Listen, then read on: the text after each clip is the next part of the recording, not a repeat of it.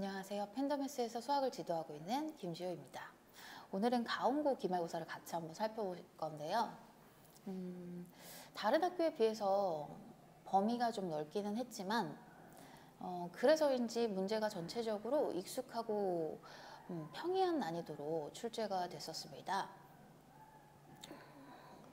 일단 전체적인 출제 경향을 같이 살펴보고 특이한 문항을 같이 좀 보고요. 그 다음 총평 및 앞으로 공부 전략을 같이 세워보도록 하겠습니다. 범위가 합성함수이자 경우의 수로 굉장히 넓게 지정이 되었고 굉장히라기보다는 그냥 다른 학교에 비해서 좀 넓었죠. 그리고 문항은 선택형 여러 문항, 논술형 두 문항으로 작년과 같은 구성을 보여줬어요. 자, 그러면 같이 한번 살펴볼 건데 보시는 것처럼 다 기본 문제로 구성되어 있어요. 모든 문제들이 제 생각에는 전체적으로 익숙한 문항들도 구성이 됐기 때문에 계산 실수를 하지 않고 정확히 풀이만 했어도 고득점이 가능했겠다라는 생각이 듭니다.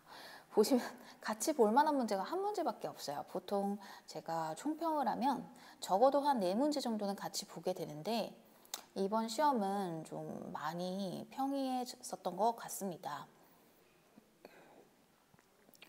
일단은 같이 한번 보실게요.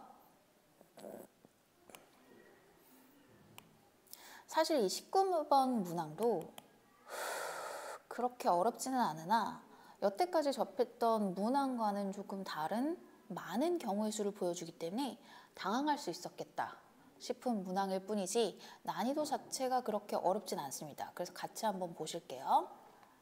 일단은 정의역이 있고 공역이 있죠.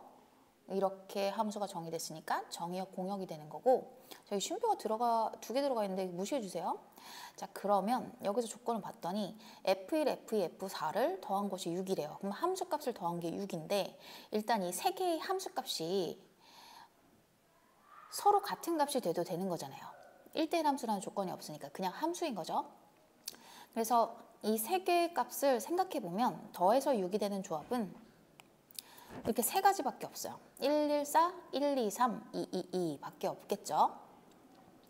자, 그러면 각각 경우에 대해서 함수의 개수를 카운트해주면 되는데 이 경우에 대해서 카운트를 하면서 딱 세 가지만 나오는 게 아니라 이 각각의 경우에서 또 파생돼서 경우가 나눠지게 돼요.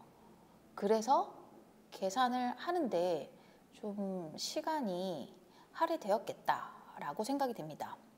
먼저 114부터 볼게요. 크게 114, 123, 222로 볼 건데 두 번째 조건을 보시면 첫 번째 조건에 들어간 f의 함수값이랑 같이 연결이 돼야 되죠. 그래서 다른 것들은 뭐 다른데 얘가 겹치니까 f의 값이 무엇이냐에 따라서 할 수 있는 경우의 수가 다를 거예요. 그러면 f2가 각각의 경우에 가능한 게 이 경우는 1과 4만 가능하고 얘는 1, 2, 3이 다 가능하고요. 여기서는 2밖에 안 되겠죠. 그래서 또 이렇게 파생돼서 나뉘죠. 그러니까 총 6가지 경우를 생각해 주셔야 돼요. 먼저 F2가 1일 때를 보시면 F1과 4는 어쩔 수 없이 1과 4를 가져가야 되는데 그거를 정하는 순서는 이펙토리얼이 되겠죠. 정하고 나면은 F1과 F4를 정하고 나면 F3과 F5를 구해야 되는데 F2가 1이기 때문에 두 번째 조건을 만족하려면 1보다 큰 7개의 원소 중에서 2개를 뽑아서 F3과 F5의 크기 순서대로 주면 되겠죠. 따라서 42개가 될 거고 다음으로 F2가 4가 되면 F1과 F4는 어쩔 수 없이 남아있는 1을 가져가야 되기 때문에 F1과 F4를 정하는 경우의 수는 1개밖에 없습니다. 그리고 나서 F3과 F5를 정할 건데 F2가 4기 때문에 4보다 큰 4개의 원소, 5, 6, 7, 8의 4개의 원소 중에서 2개를 선택해서 F3과 F5에 주면 되겠죠. 자, 그래서 경우의 수가 6이 나왔고요. 둘이 더해서 48. 첫 번째 큰 경우에 48가지가 나온다. 두 번째 경우로 가시면 원소라기보다는 지금 이 함수값들이 1, 2, 3이 되기 때문에 이 세 가지가 다 가능하고요. F2가 1일 때를 보시면 F1과 4는 어쩔 수 없이 남아있는 2랑 3을 가져가야 되니까 2팩이 되겠죠. 그리고 F3과 F5는요. F2가 1로 정해졌기 때문에 1보다 큰 7개의 원소 중에서 2개를 선택하시면 된다. 그리고 두 번째 경우 봅시다. F2가 1일 때는 F1과 F4는 나머지 원소 2개를 나열해야 되니까 2팩이고, 그리고 F3과 F5는 F2가 되는 2보다 큰 원소 6개 중에서 2개를 선택해서 크기 순서대로 가져가면 되기 때문에 6시 2가 돼서 30이 되겠습니다. F2가 3일 때도 봐주시면요. F1이랑 4가 2팩이겠죠. 2팩이 들어가고, 그리고 나서 F3과 F5는 3보다 큰 5개의 원소 중에서 2개를 선택해서 크기 순서대로 가져가주면 되겠죠. 그래서 각각의 경우를 구해서 더하게 되면 92가 됐습니다. 자, 이제 마지막으로 F2가 2일 때를 살펴볼게요. F2가 2가 되면요. F1과 4도 어쩔 수 없이 2가 돼야 되기 때문에 얘는 한 가지고요. F3과 F5는 F2가 되는 2보다 큰 6개의 원소 중에서 2개를 선택해서 크기 순서대로 가져가면 되기 때문에 15개가 됩니다. 따라서 이들을 다 더해서 155가 되겠네요. 자, 이렇게 해서 그나마 변별력 요소라고 할 수 있는 문항을 같이 봤는데요. 변별력 요소로 작용할 문항들이 없었습니다.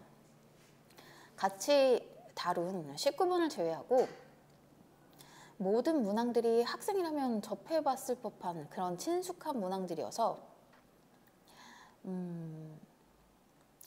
좀 평이했죠. 그럼 19번은 함수의 개수 문제로 이전에 이제 접해봤을 법한 문제들과는 조금 다르게 모든 경우를 나열해야 되는 그런 문제여서 시간이 좀 더 많이 소요됐을 거라고 예상이 되고요. 전체적으로 익숙한 문항들로 평이하게 출제가 됐고, 그래서 실수 없이 정확하게 풀기만 해도 고득점이 가능했을 것이다 라고 생각이 됩니다. 자, 그러면 이제 굉장히 중요한 겨울방학을 어떻게 보낼지 좀 같이 이야기를 해봅시다. 겨울방학은 밖에서 소음이 들리는데 일단 해볼게요. 맞아. 겨울방학은 이제 정말 좋은 기회죠. 일단은 잘 보내셔야 되는데, 기간이 긴 만큼 잘 보내셔야 되는데, 방학 동안 학습 범위를 설정하시고, 학습 범위를 설정하시고, 잠시만요. 레이저 포인트가 왜 그러죠? 학습 범위를 설정하시고, 그리고 최대한 이제 밀도 있게 시간 계획을 하셨으면 좋겠는데, 그래서 좀 겨울방학은 기존의 학습 공백을 채울 수도 있는 골든타임이자 다음 학기 성적을 향상시킬 수도 있는 중요한 기회이기 때문에 잘 활용을 하셨으면 좋겠습니다. 그리고 세 번째로는 자신의 학습 수준을 객관화하여 목표를 설정하라고 했었는데, 이 말이 무슨 말이냐면 현재 자신의 위치를 분석하고 목표를 설정하셨으면 좋겠어요. 예를 들어서 본인이 목표하는 대학의 학과에 가서 뭐 입시 전형 게시판을 참고한다든지, 그래서 본인의 위치와 어느 정도 목표를 설정하고 가야지 달성할 수 있는지 그런 계획들을 자세히 세우셨으면 좋겠고, 또한 실천 가능한 목표를 계획하셨으면 좋겠습니다. 물론 1학년 때 시험 성적이 기대에 미치지 못했던 친구들도 있을 수 있어요. 하지만 이제 2학년 때부터는 차근차근 성적을 올려갈 수 있도록 계획을 세우시는 것이 좋겠죠. 2학년 과정은 학업 난이도도 그렇지만 내용도 크게 증가하는 시점이기 때문에 성실한 노력의 결과가 빛을 발하게 두고 쉬운 시점이라고 생각을 합니다. 마지막으로는 수시와 정시의 균형인데요. 방학 동안에 너무 많은 과목을 공부를 하려고 계획을 했다면 개념이랑 유형만 집중해서 이제 과목을 훑는 데만 집중하지 마시고 전체적으로 기출문제, 모의고사 기출문제도 좀 꾸준히 다뤄주면서 정시와 수시의 균형을 맞추면서 공부를 하셨으면 좋겠습니다. 일단 가운고는 좀 예외적이지만 대부분의 고등학교 내신은 다수의 모의고사 문항이 변형돼서 출제되기 때문에 정시 준비를 소홀히 해서는 안 되긴 하지만